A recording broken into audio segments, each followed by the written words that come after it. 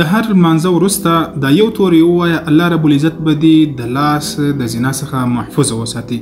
د الله رب العزت یو صفاتي نوم چې کله ته د هر لمانځه بعد 21 واره ووایې انشاءالله العزیز د سترګو د بدنظرۍ د لاس د زنا څخه به دې الله محفوظ وساتي. ډېر داسې ځوانان دي ما ته میسیجونه کوي چې مولوي صاحب څه وکړو، مسافر یو، د واده وس او طاقت نه لرو او د کور نه لرې یو، په دا عادت باندې اخته سوي یو، ډېر زیات پریشان یو.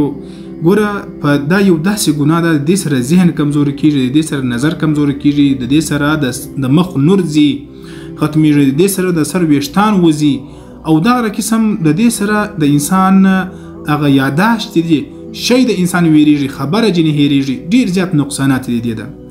نو دا پیغام چې څومره زیات یې کولی شي د مسلمانۍ په خاطر او د ثواب په خاطر باندې ډېر زیات شیر کړي.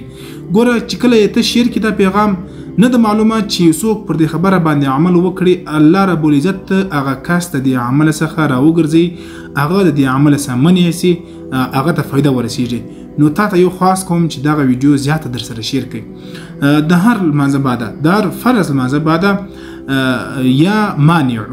یا مانعو دا یو اسانه لفظ دی. 21 وارې ووایه، یو وارې درود شریف په اول کې، یو وارې درود شریف په اخر کې. په دې نیت باندې ووایه چې پروردګاره د دې بد عمل څخه، د دې لاس د زنا څخه مې منع کړې، د دې څخه مې راوګرځئ. انشاءالله العزیز داسې تجربه ته وکړه، د دې رزلټ به ته ووینې، بیا به ته دعاګانې راته کوې انشاءالله العزیز.